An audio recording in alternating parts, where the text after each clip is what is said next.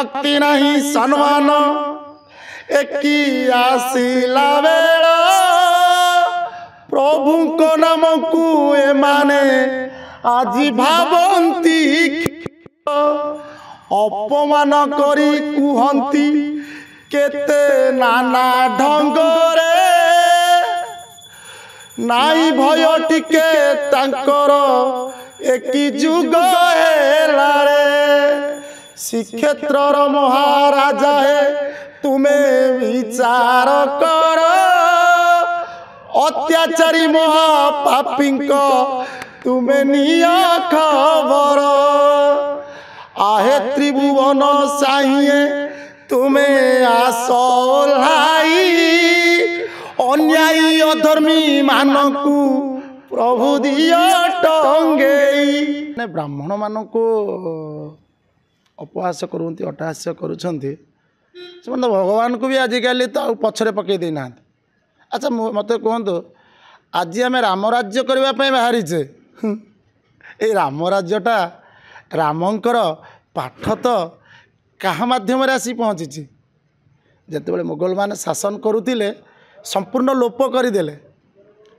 ब्राह्मण मान तो कंठस्थ करके आज सब मंत्र साधना ध्यान प्रार्थना रखी आम परा जिते मंदिर को जाऊे पितृदेव मातृदेव नाम ब्रह्म आ रही आपणकर आचार्य गुरु ब्राह्मण ये 5 देव देव भितर ब्राह्मण रोचंती जदि देव को न मानिबे ये देवता जाइपर ना देवता जाए न गले ठाकुर केमती पाइबे ईश्वर केमती पाइबे परमेश्वर केमती पाइबे आरंभ पूरा ब्राह्मण किंतु आज समाज जो ब्राह्मण मान को निंदा करुच्ची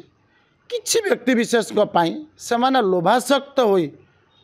जो कर्म करुछंती ताको कर्म पई निंदा होची ब्राह्मण को निंदा कले आज्ञा आपणकर नरक प्राप्ति हो ब्राह्मण को मारिबा छाड़ कारण भगवान तांको ये 6टी जिनिस देइछंती योजन जाजान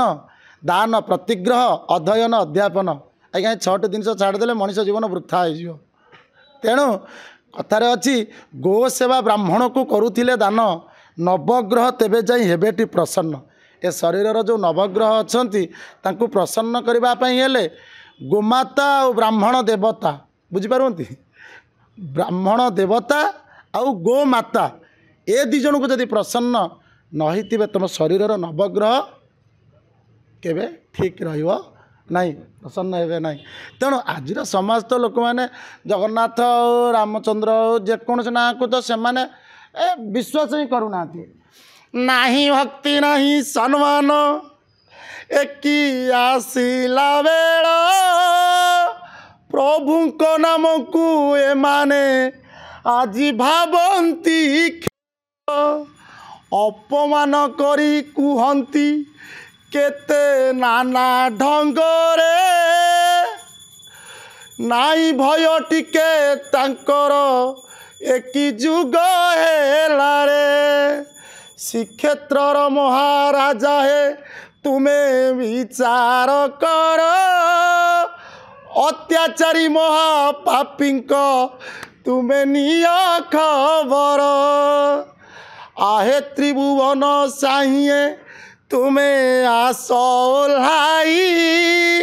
अन्यायी अधर्मी मानकू प्रभु दिया टंगेई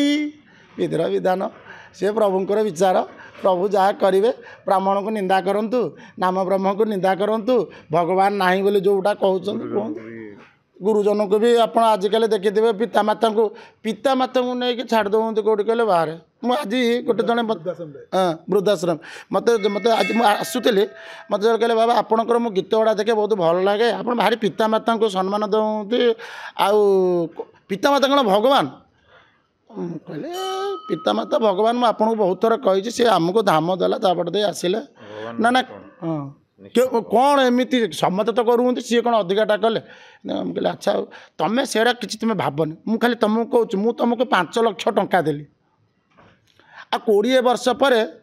मत तुम सुध सहित मूल दब ना दबनी मुझे कहली भाई छाड़े आत्र 1 लाख टଙ୍କା दे 2.5 लाख टଙ୍କା दे अच्छा आपण मुझे कौन हेबी ମୋ ପାଇଁ ଆପଣ ଭଗବାନ ହେବେ। 5 ଲକ୍ଷ ଦେଲେ ଯଦି ପୋଷ୍ଟାଲରେ ରଖିଥାନ୍ତେ ସେଇଟା 3 ଡବଲ ହେଇଯାଇଥାନ୍ତା। 20 ଲକ୍ଷ ଜାଗାରେ ଆପଣ ମାତ୍ର ମାଗୁଛନ୍ତି 2.5 ଲକ୍ଷ, ମାନେ ମୋ ପାଇଁ ଆପଣ ଭଗବାନ। ତ ବାପା ତୋତେ 20 ବର୍ଷ ପର୍ଯ୍ୟନ୍ତ ପୋଷିଥିଲା ଛୋଟ ବଡ଼ ଯାଏ, 60 ବର୍ଷ ପରେ 10 ବର୍ଷ ପୋଷିବୁ କି ନାହିଁ ସେ ଚାଲିଯିବ ଏ କଳି ଯୁଗରେ। ତାପରେ ତୁ ବୃଦ୍ଧାଶ୍ରମରେ ଛାଡ଼ୁଛୁ। ତୁ 20 ବର୍ଷ ଯେଉଁ ପୋଷିଥିଲା ତୋତେ ଛୋଟରୁ ବଡ଼, ତୁ ମାତ୍ର 10-5 ବର୍ଷ ପୋଷି ପାରୁନୁ ଯେ ବୃଦ୍ଧାଶ୍ରମରେ ଛାଡ଼ୁଛୁ। ମୋତେ କହୁଛୁ ବାପା ମା ଭଗବାନ। କ'ଣ କାହିଁକି ପୋଷିବୁ? ଜନ୍ମ କରିଥିଲେ। ଠିକ୍ କଥା କହିଲେ ନା ଭୁଲ କଥା କୁହନ୍ତୁ? ଆରେ ତମେ କିଛି କରୁନ, ସିଏ 20 ବର୍ଷ ପୋଷିଥିଲା ତୁମକୁ, ତମେ ମାତ୍ର 10 ବର୍ଷ ପୋଷ। ସେ କେତେ ଭଲ ମନ୍ଦ ଭ୍ୟାକ୍ସିନ୍ କେତେ କ'ଣ ଦେଇଛି, ଭଲ ଖାଦ୍ୟ ହାଇଜିନିକ୍ ଫୁଡ଼୍ ସେରା ନଦେ